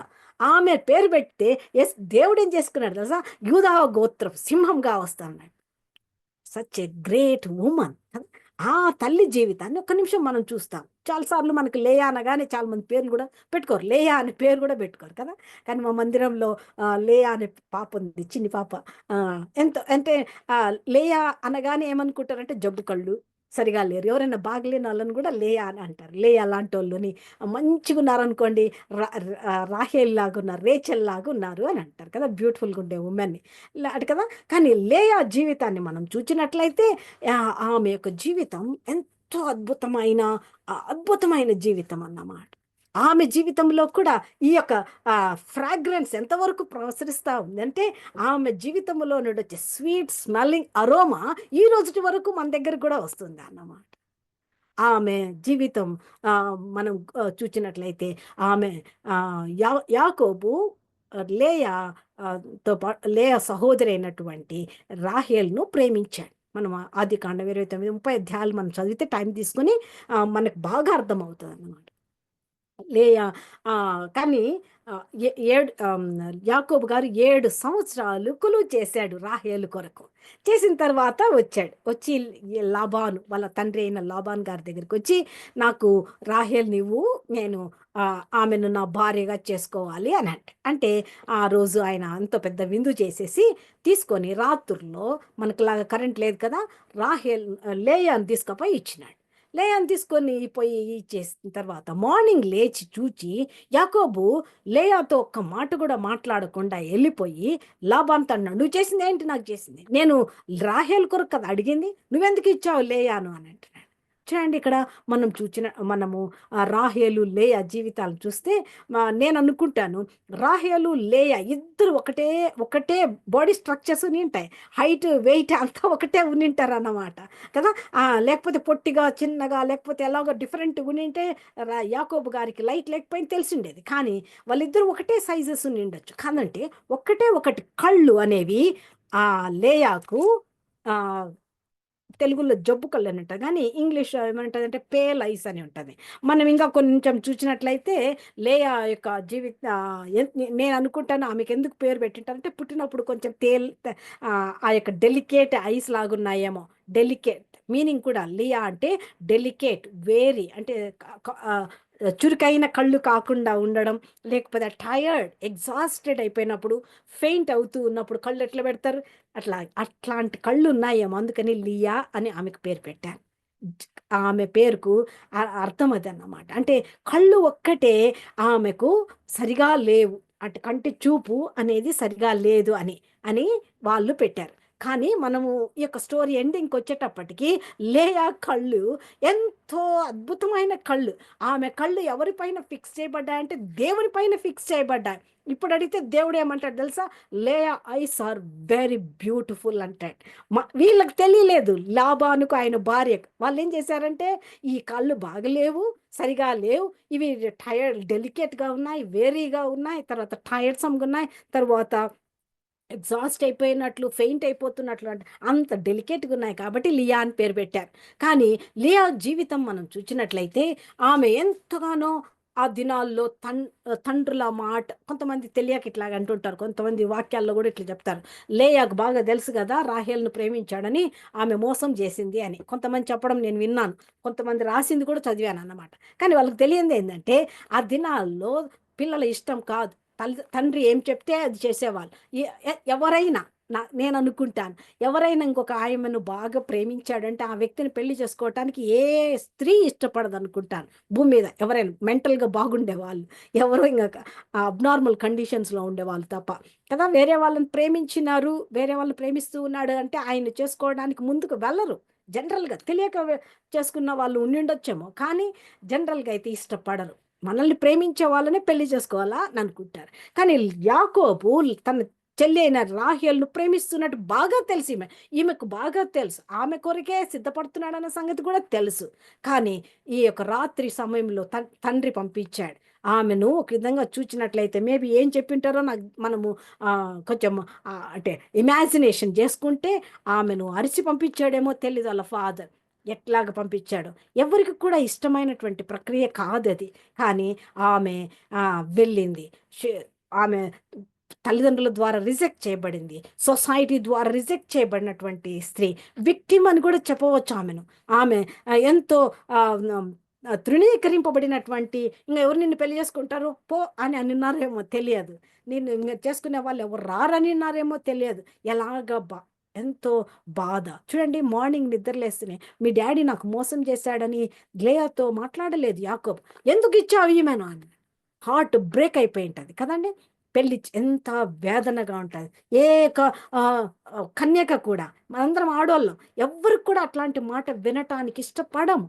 కానీ లేయా ఎంతో హృదయం బద్దలైపోయి ఉండొచ్చు, ఆమె యొక్క హృదయం ఎంతో వేదనగా ఉండొచ్చు, వేదన పడి ఉంటుంది అన్నమాట. అదే సమయంలో ఏమైందో తెలుసా, మరలా మనం చూస్తూ వస్తే బైబిల్ గ్రంథంలో వ్రాయబడిన మాటల్లో ఆమెను ద్వేషింపబడింది. ప్రేమించబడకపోవడం ఓకే, కానీ ద్వేషింపబడడం అనేది చాలా పెయిన్ఫుల్ థింగ్. హేట్రెడ్గా చూడటం అనేది తృణీకరించబడింది, ద్వేషింపబడింది, ప్రేమించబడలేదు. ఓకే, ప్రేమించబడకపోవడం కూడా చాలా బాధాకరం, కానీ ద్వేషింపబడింది. తర్వాత ఆమె శ్రమ పెట్టబడింది. ఆమె శ్రమ, ఎన్ని మాటల చేత వాళ్ళు అనుకునే మాటలన్నీ వినబడ్డాయి. అవి ఆ మాటలు ఎవరు చెప్తున్నారు తెలుసా? దేవుడే చెప్తున్నాడు మనకు. ఆదికాండం 29వ అధ్యాయంలో మీరు లాస్ట్ వచనాల్లో మీరు చదివినట్లయితే, లేయా ద్వేషింపబడుట యెహోవా చూచి ఆమెకు రూబేన్ ఇచ్చాడు. అప్పుడు ఏమంటది తెలుసా ఆమె? దేవుని దేవుని ఆమె రూబేన్ అని పేరు పెట్టడానికి కారణం, దేవుడు నన్ను, నా బాధను చూచాడు అని ఆమె పేరు పెట్టింది, రూబేను అని. షిమ్యోను అని, దేవుడు నా శ్రమను విన్నాడు. అంటే ఇతరులు మాటలు, ఎన్నెన్ని మాటలు రాహేలు ఊరికే తిడతా ఉందేమో, లేకపోతే చెడుగా మాట్లాడుతూ ఉన్నారేమో, చుట్టుపక్కల వాళ్ళు కూడా మాట్లాడుతూ ఉన్నారేమో. అంత మాత్రం తెలీదా లేకు? రాహేలను వాళ్ళ నానిచ్చిన మాత్రం పోయి చెప్పాలి కదా. ఎన్నెన్ని మాటలు అని వింటారో తెలియదు. ఆమె ద్వేషింపబడడం, ఆమె శ్రమ పెట్టబడ్డం, ఆమెను గురించి చెడుగా మాట్లాడడం దేవుడే విన్నాడు. అందుకని దేవుడు లేయా గర్భాన్ని తెరిచాడు. ఆమె మాటలు, ముగ్గురు పిల్లలు, భర్త ఇష్టపడకుండా ద్వేషిస్తూ ఉంటే పిల్లలు కనడం అనేది చాలా కష్టమైనటువంటి పని కదా. ఏదో పెళ్లి చేసుకుంటే కానీ ఈ మనుషుడు మంచోడు కాదనేసి వదిలేసిపోయిండొచ్చు, కానీ ఈమెకు వాళ్ళకు పిల్లలు కనడం అనేది ఇంకా చాలా పెయిన్ఫుల్ థింగ్. తన శరీరంలో బేబీని భరిస్తూ ఫిజికల్గా, మెంటల్గా ఎంతో స్ట్రెస్ గుండా వెళ్ళి ఉండవచ్చు లేయా. కానీ ఇలాంటి బాధల్లో మనం ఈ రోజుల్లో అయితే పిల్లలైతే ఏం చేసిండేవాళ్ళు, వాళ్ళ అమ్మల దగ్గర పోయి మీరే చేశారు నాకు ఇట్లాంటోడిని అని ఉండేవాళ్ళు కదా. నాకు తెలుసు అట్లాంటి వాళ్ళు చాలామంది, మీరే చేశారు నాకు ఇట్లాంటోడిని ఇచ్చి అని గొడవ పెట్టుకుంటారు. కానీ లేయా వాళ్ళ ఇంట్లో అక్కడే ఉన్నారు, వాళ్ళ తల్లిదండ్రులు వేరే ఊర్లో కూడా లేరు, ఫోన్ కాల్ కూడా చేయాల్సిన అవసరం లే. ఎందుకు ఇచ్చారు డాడీ, ఎందుకు ఇచ్చారమ్మా అనేసి వాళ్ళ అమ్మ దగ్గరికి పోయి చెప్పలేదు. ఆశ్చర్యం లేయా జీవితం. తను దేవుడు చూచాడు. యెహోవా ఎట్లా తెలుసా ఆమెకు ఈ విషయాలు? ఆమెకు వాళ్ళు సిరియా దేశంలో ఉన్నారు. వాళ్ళ అత్త ఎప్పుడో రిబకా ఎన్నో 60 సంవత్సరాల క్రితం వెళ్ళిపోయింది. దేవుని గురించిన మాటలు విన్నది. ఈ రోజులలాగా బైబిల్ గ్రంథం ఆమె చేతిలో లేదు, ఆమెలాగా సెర్మన్స్ కూడా లేవు. కానీ ఆమె విన్న మాటలను బట్టి దేవుడు సజీవుడు, ఆయన వినే దేవుడు, ఆయన చూచే దేవుడు, ఆయన అన్నిటిని గురించి చూస్తున్నాడు. దేవునికి అప్పగించుకుంది లియా. ఆమె జీవితంలో దేవుని పైన ఆధారపడుతూ వచ్చింది. నా దేవుడు నా శ్రమను చూచాడు, నా కష్టాన్ని చూస్తున్నాడు, నన్ను ఇతరులు మాట్లాడేది కూడా నా దేవుడే వింటున్నాడు. కొట్లాట పెట్టుకుందా, లేకపోతే యాకోబు దగ్గరికి వెళ్ళి నువ్వు ఫూలా, లేకపోతే రేచల్ ఫూలా, నేను నాది కాదు ఇష్టమని తను తాను అంటే జస్టిఫై చేసుకోవటానికి ఏమన్నా ఆర్గ్యుమెంట్స్ చేసిందా? చేయలేదు. మౌనంగా తన్ను తాను దేవునికి అప్పగించుకొని, మొదటి పేతురు రాసిన పత్రిక 2వ అధ్యాయం 21వ వచనంలో 22వ వచనం అనుకుంటే ప్రభువు యొక్క లక్షణం లియా జీవితంలో మనం చూడవచ్చు. తను తాను కామ్గా దేవునికి అప్పగించుకున్నటువంటి స్త్రీ లియా. దేవునికి అప్పగించుకుంది. ఆమెలో నుండి వచ్చి సువాసనలు దేవుణ్ణి ఆ అంటే ఆశ్చర్యపరిచాయేమో.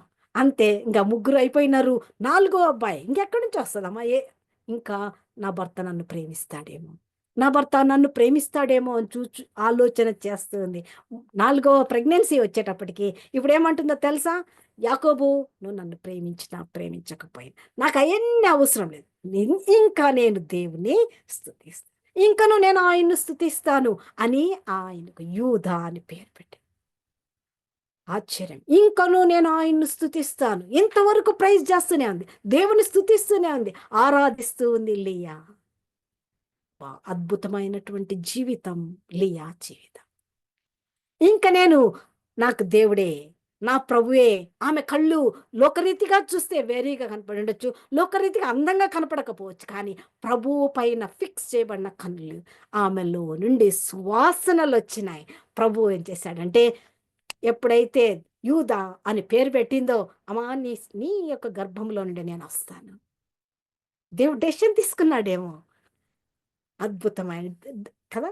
వెంటనే దేవుడే ఎంతో ఆశ్చర్యపడేటట్లుగా, ఆనందించేటట్లుగా చేసింది లియా డెసిషన్. ఇంకా నేను దేవుణ్ణి స్తుతిస్తాను. ఇంతవరకు ఏమంటుంది? నా శ్రమను చూచాడు. నా భర్త నన్ను ప్రేమిస్తాడు. నా భర్త నన్ను హత్తుకుంటాడు. నా భర్తను ఇ ఆమె ఫోకస్ యాకోబు పైన. యాకోబు ప్రేమ కొరకు తహతహలాడడం అనేది అది న్యాచురల్. ఒక వైఫ్‌గా హస్బెండ్ యొక్క ప్రేమను గురించి కోరుకోవటం అనేది. ఈ రోజుల్లో అంటే అందరూ కాదు. 100% కాదు కానీ మోస్ట్ ఆఫ్ ద హస్బెండ్స్ వాళ్ళ వైఫ్స్‌ని ప్రేమించరు. ప్రేమించలేరు. అందుకే బైబిల్ గ్రంథం ఏమంటుందంటే ఆజ్ఞిచ్చింది. భర్తలారా మీ భార్యల్ని ప్రేమించండి అని. ప్రేమించలేరు కాబట్టి ఆజ్ఞ ఇవ్వాల్సొచ్చింది. లేకపోతే ప్రేమిస్తూ ఉంటే దేవుడు ఎందుకిస్తాడు? ఆజ్ఞ కదా! కాన్ కానీ ఆ యొక్క అంటే డిజైర్ నా భర్త నన్ను ప్రేమించాలి అని అనుకోవడంలో తప్పు లేదు. కానీ దేవుని కంటే ఎక్కువగా వారి పైన పెట్టుకోవాల్సిన అవసరం లేదు. ప్రభువుని పైన లేయా జీవితం ద్వారా ప్రభువు పైన మన కన్నులుండాలి. భర్తలు ప్రేమించినా, ప్రేమించకపోయినా, ద్వేషించబడినా, ఎలాగున్నా, ఏమైనా కూడా ప్రభువు యొక్క పైన తన కన్నులు ఫిక్స్ చేయబడ్డాయి కాబట్టి, ఆ తల్లి పెట్టిన పేర్లే ప్రభువు ఏం చేశాడంటే పరలోకంలో పెట్టేశాడు. ఆ యొక్క పేర్లు. ఆమెకెంత ఆనందం చూడండి. 6 గేట్లు అద్భుతమైన పర్ల్స్‌తో చేయబడిన ఆ పరలోక పునాదులు కలిగిన ఆ పట్టణంలో పేర్లు ఆమె పెట్టిన పేర్లవి. దేవుడిచ్చినటివి కాదు. అంటే దేవుడు వాటిని ఆనర్ చేశాడన్నమాట కదా! ఆమె తన జీవితంలో రూబేనని చూడగానే లియా యొక్క శ్రమను దేవుడు చూచాడు. లేవి అని చూడగానే హత్తుకొనుటను గురించినటువంటి మాట దేవుడేం చేశాడో తెలుసా? ఆమె పెట్టిన నాకు నాకు చాలా ఆశ్చర్యమైతుందన్నమాట. దేవుడు ఎంతగా ప్రేమించాడు లియానంటే. హత్తుకొనుట లేవికి పెట్టింది. దేవుడు వాళ్ళని హత్తుకునేసాడు. అందుకేమన్నాడు తెలుసా? మీకు మీకు స్వాస్థ్యం నేనే. మీకు వేరే స్వాస్థ్యం ఇయ్యను. Honourable woman. The greatest woman కదండీ! లియా. కారణం ఆమెకేమన్నా ఊరికనే వచ్చిందా ఇవన్నీ? అనంటే దేవుడు ఆమె యొక్క జీవితంలో వచ్చిన ఉత్తర వాయువులు, దక్షిణ వాయువులు ఆమె యొక్క ఫ్రాగ్రెన్స్‌ని ఈ రోజుటి వరకు వెదజల్లుతూనే ఉన్నాయి. యేసుక్రీస్తు ప్రభువారు వచ్చేంత వరకు కూడా. ప్రియమైన సహోదరులారా, టైం లేదు కాబట్టి నేను మిగిలిన ఎగ్జాంపుల్స్ చెప్పట్లేదు కానీ, దేవుని చిత్తమైతే మీరే ధ్యానించండి. పెనిన్నా జీవితం కూడా అలాంటిదే. పెనిన్నా కూడా బైబిల్ గ్రంథం భలే అద్భుతమైన గ్రంథం అండి. ఏ ఎగ్జాంపుల్స్ కావాలంటే ఆ ఎగ్జాంపుల్స్ మనకు దొరుకుతాయి కదా! అలాంటిదే పెనిన్నా. పెనిన్నా కూడా ద్వేషింపబడలేదు. ప్రేమించబడలేదు. ఆమె ద్వేషింపబడలేదు అట్‌లీస్ట్ కదా! ప్రేమించకపోయినా పర్లేదు కానీ ద్వేషించటం అంటే అది ఇంకా పెయిన్‌ఫుల్ థింగ్ కదా! పెనిన్నా ద్వేషింపబడలేదు. ఆమె ప్రేమించడంలో ఎల్కానా హన్నాను ఎక్కువ ప్రేమిస్తూ వచ్చాడు కదా! మనం సమూయేలు గ్రంథం మొదటి అధ్యాయంలో మనం చూడవచ్చు. కానీ పెనిన్నా యొక్క యాటిట్యూడ్ చూసారా? మీరు మీరు ధ్యానించండి. లియా జీవితం ఎంత అద్భుతమైన జీవితం. ఆమె ఫ్రాగ్రెన్స్ ఈ రోజుటి వరకు దేవునికి స్వీట్ స్మెల్లింగ్ అరోమా అది కంటిన్యూయస్‌గా వెదజల్లబడుతుంది. దేవుడే డెసిషన్స్ తీసుకోవటానికి ఆమెలో వచ్చినటువంటి ఫ్రాగ్రెన్స్‌తో దేవుడే దిగి వచ్చి లియాతో ఏం చెప్తున్నారు? నేనే, నేను నీ గర్భము నుండే వస్తాను. నువ్వు పెట్టినావు కదా హత్తుకొనుట, నేను వాళ్ళని హత్తుకుంటాను. వావ్! అమేజింగ్ కదండీ! దేవుడు ఎంత ప్రేమ కలిగిన దేవుడు. ప్రియమైన సహోదరులారా, దేవుడు మనల్ని ఆ విధంగా మనలో నుండి కూడా సువాసనలు వెదజల్లినట్లుగా దేవుడు మనకు సహాయం చేయనుగాక. మనకు కూడా ఆ గ్రహింపు మనకొచ్చే శ్రమల్లో, బాధల్లో, ఇబ్బందుల్లో, ఎటు తోచని పరిస్థితుల్లో, ఉక్కిరిబిక్కిరి అయిపోయేటటువంటి పరిస్థితుల్లో, ప్రాణం మీద ఆశ కోల్పోయేటటువంటి పరిస్థితుల్లో, లేకపోతే ఎంతో వేదనతో కూడిన పరిస్థితులు, హార్ట్ బ్రేకింగ్ సిట్యుయేషన్, హర్ట్ అయిపోయే పరిస్థితులు, వేదనతో కూడినటువంటి పరిస్థితులు ఎలాంటివొచ్చినా మనలో నుంచి దేవుడు ఏమి ఎక్స్‌పెక్ట్ చేస్తున్నాడంటే స్వీట్ స్మెల్లింగ్ అరోమా. ఆ యొక్క సువాసనలు వెదజల్లబడాలి.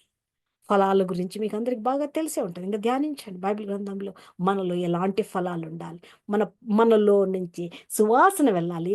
ప్రభువు మన దగ్గరికి రావాలి.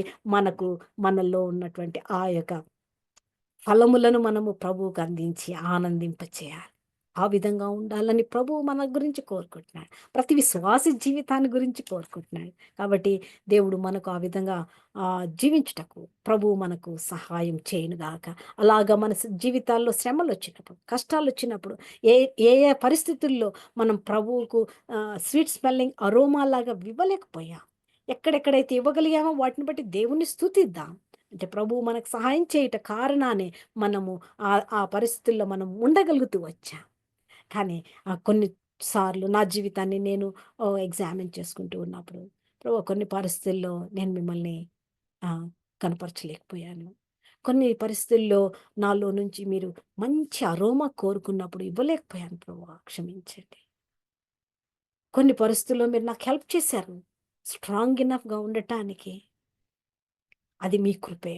దాన్ని బట్టి మీకు వందనాలు. అలాగ మన జీవితాలను ఎగ్జామిన్ చేసుకుంటూ, పరీక్షించుకుంటూ ప్రభువుకు మన జీవితాల ద్వారా స్ స్తుతి అర్పిస్తూ, ప్రార్థన చేస్తూ, ఆయనకు మనం మన జీవితాలను అర్పించుకుంటూ, దేవుని గురించినటువంటి జ్ఞానంతో, నాలెడ్జ్‌తో, ఆయన భయముతో మనం నింపబడే కొలది మనలో నుంచి సువాసనలు నింపబడతాం, వెదజల్లబడతాయి. ఆ విధంగా మనందరికీ దేవుడు సహాయం చేయనుగాక. తలొంచుదామా? ప్రార్థన చేద్దాం. అమ్మా ఉజ్వల ప్రార్థించు. ప్రియమైన యేసు ప్రభా, మరొకసారి మీ సన్నిధిలో ఈ విధంగా కలిసి స్త్రీలంగా ప్రభా మీ పాదముల చెంత చేరి మీ వాక్యం వినడానికి ఇచ్చిన కృపను బట్టి వందనములు చెల్లించుకుంటున్నాను ప్రభా. మరొకసారి మీ ప్రశస్తమైన రక్త ప్రోక్షణ కిందికి వస్తున్నాను. నన్ను కడుగుము, పరిశుద్ధపరచుము ప్రభా. మీ వాక్య వెలుగులు నా జీవితాన్ని నేను పరీక్షించుకున్నప్పుడు ప్రభా, అనేక సార్లు తూర్పు, నార్త్ అండ్ సౌత్ విండ్స్ క్రీస్తుని గుర్చిన పరిమళ వాసన బయటికి తీసుకురావడానికి మీరు అనుమతించినప్పుడు ప్రభా, నేను అటువంటి పరిమళ వాసనగా అనేక పరిస్థితులు లేనని ఒప్పుకుంటున్నాను ప్రభా. నన్ను క్షమించుము, మీ రక్తధారాలతో నన్ను కడుగుము, పరిశుద్ధపరచుము. లేయా ఏ విధంగా అయితే ప్రభా మీ మీద ఆధారపడిందో, తను శ్రమ పెట్టబడినప్పుడు, తను హింసింపబడినప్పుడు మీ మీద ఆధారపడి బయటికి ఎలా ఉన్నా కానీ ప్రభా, జబ్బు కళ్ళదైనప్పటికీ ప్రభా మీ మీద ఆధారపడుతూ మిమ్మల్ని మహిమపరుస్తూ మిమ్మల్ని స్తుతిస్తూ ముందుకు సాగగలిగిందో, తన గర్భం నుంచి మీరు ఏ విధంగా ప్రభా యూదా గోత్రపు సింహం వలె అనేక ప్రజలకు ప్రభా మీరు ఆశీర్వాదకరంగా ఉండులాగున బయటకొచ్చారో లార్డ్, ఇవన్నీ మీరు మాతో మాట్లాడుతున్న విధానంను బట్టి వందనములు ప్రభా. మీ మాటలు మా హృదయంలో మేము భద్రం చేసుకొని ప్రభా, ఈ భయంకరమైన పరిస్థితులు మా జీవితంలో వచ్చినప్పుడు ప్రభా, నార్త్ అండ్ సౌత్ విండ్స్ లాగా అవి మీ పరిమళ వాసన అందరికీ వెదజల్లాలని మీరు అనుమతిస్తారని మరొకసారి మీరు మాతో మాట్లాడుతూ వచ్చినందుకు వందనములు. ఈ పరిస్థితుల ద్వారా ప్రభా మేము మీకు దగ్గరగా వచ్చినట్లు, మమ్మల్ని మేము మీకు అర్పించుకున్నట్లు, ప్రార్థనా జీవితంలో మేము ఇంప్రూవ్ అవునట్లు తండ్రి మీరే మాకు సహాయపడవలసినదిగా, స్త్రీలంగా మాకు సహాయపడవలసినదిగా మీ సన్నిధిలో వేడుకుంటున్నాం.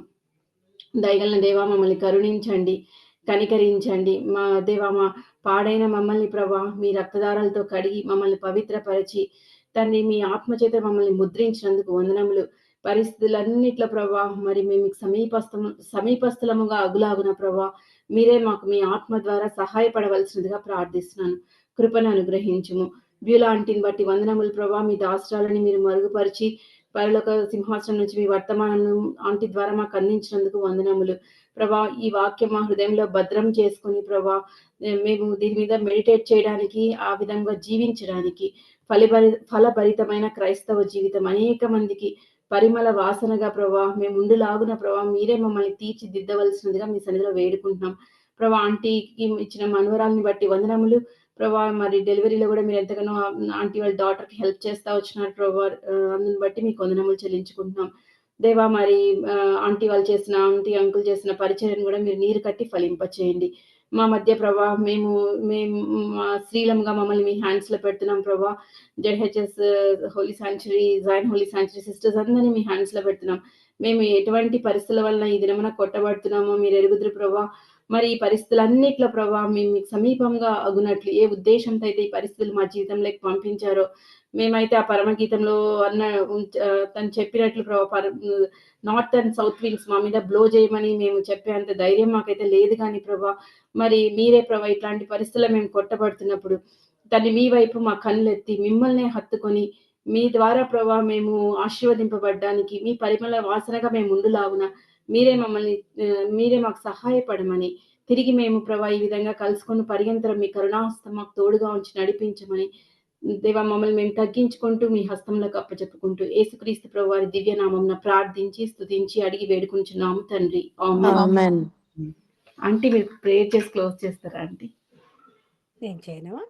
చేసి ప్రేమ కలిగిన మా ప్రియమైన పరలోకపు తండ్రి, మరొకసారి యేసు ప్రభువారి మహిమ కలిగిన పూజనీయమైన ఎంతో ఎంతో సౌందర్యమైన మహిమ కలిగిన నామములో ఈ సమయంలో ప్రభా మీ పాదముల చెంతకు రాగలుగుటకు మీరు ఇచ్చిన కృపకై స్తోత్రం. సహోదరులుగా మేమందరం కలిసి మీ సన్నిలో కొంత సమయం గడపటానికి ఇచ్చిన కృపకై స్తోత్రం. ప్రభా మీరు ఇచ్చిన మాటలకై స్తోత్రములు. నాతో మాతో మీరు మాట్లాడుచూ వచ్చారు, మీకు వందనములు.